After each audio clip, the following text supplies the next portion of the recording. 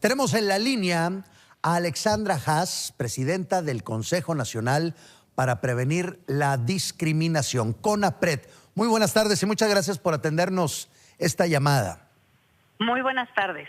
Bueno, es que hace algunos días presentaron este documento tan interesante respecto a la caravana migrante que ha llegado a México, mitos y realidades de la caravana migrante y personas refugiadas. Y se tocan puntos muy importantes. Nos gustaría destacar con usted cada uno de esos 7 puntos, si no me equivoco, son 7, ¿verdad? Así es. Pues mire, el documento básicamente lo que busca es despejar algunas de las ideas preconcebidas que tenemos respecto de la migración, pues que algunas de ellas son prejuicios, estereotipos y algunas son pues quizá preocupaciones genuinas, legítimas, pero que tienen una explicación.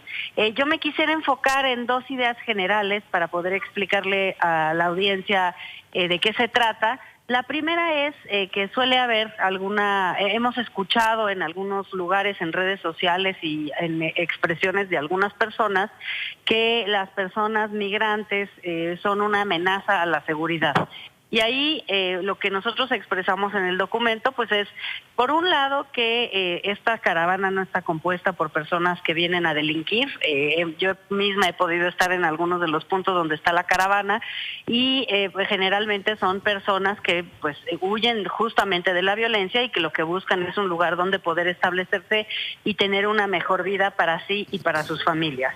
Por otra parte, hay estudios internacionales que demuestran que la presencia de personas migrantes en una comunidad no representa una amenaza a la seguridad y lo que sí es una amenaza pues es una idea preconcebida sobre quiénes son estas personas, en donde un prejuicio como decir que son delincuentes las puede poner en riesgo a ellas.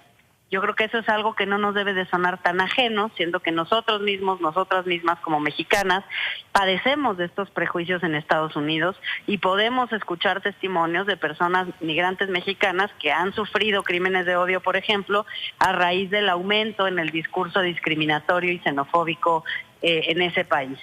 En segundo lugar, pues el tema económico, que también es una expresión a veces de, bueno, pues si en México no tenemos suficiente para nosotros mismos, ¿cómo es que le podemos dar acogida a personas extranjeras?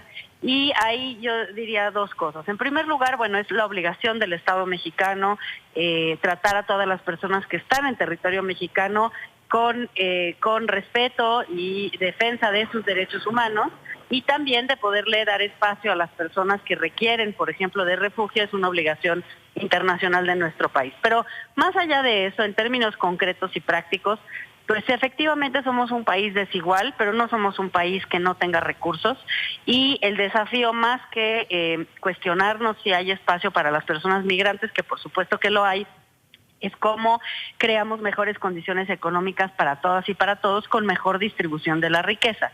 Entonces, en síntesis, yo lo que quisiera decir es, no nos empobrece de ninguna manera la presencia de personas extranjeras en México. Lo que sí nos puede poner, insisto, en riesgo en términos de nuestra convivencia social es el aumento en las expresiones xenofóbicas, los estereotipos que se pueden estar difundiendo y además contrarrestando un espíritu pues también de acogida y de generosidad que también hemos visto en México, pero que desafortunadamente no siempre se lleva pues todos los reflectores, ¿no? Estas expresiones de solidaridad, de personas que ofrecen bienes, que ofrecen acompañamiento, y eso no hay que minimizarlo. Alexandra, el tema de las redes sociales es un tema extenso, serio, complejo y muy profundo. Nos llevaría mucho tiempo tocar cada tema, pero no lo estoy diciendo yo, lo voy a leer textual.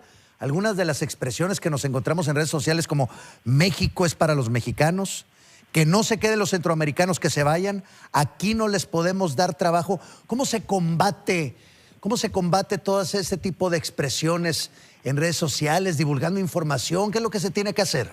Exactamente, justamente haciendo lo que estamos haciendo tú y yo en este momento, transmitiendo información certera y veraz, creando mejor información para difundir y tomando precauciones en dos sentidos. Por un lado, no dejar de observar las redes sociales, porque, insisto, el crecimiento de un discurso xenofóbico es una amenaza para nuestro país y hay que estar vigilantes. Pero por otro lado, tampoco sobredimensionar a quienes representan las redes sociales. La sociedad mexicana es mucho más amplia que una red social y no necesariamente lo que se expresa ahí es lo que piensan las y los mexicanos.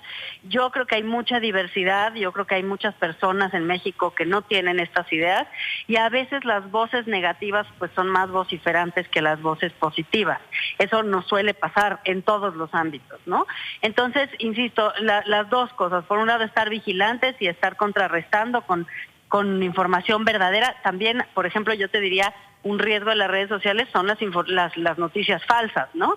Que a veces se crean justamente para provocar estos sentimientos negativos, estos sentimientos de exclusión. Hay que tener cuidado y estar alertas a eso y para ello estamos trabajando para crear una plataforma de verificación de datos y una campaña, por ejemplo, para transmitir los mensajes respecto de quiénes son los migrantes y las posibilidades de acogerlos. Pero creo que todos estos esfuerzos, incluyendo una entrevista como esta y la transmisión generosa que puedan hacer ustedes de ese documento que elaboramos nosotros, contribuye a combatir el mal ambiente.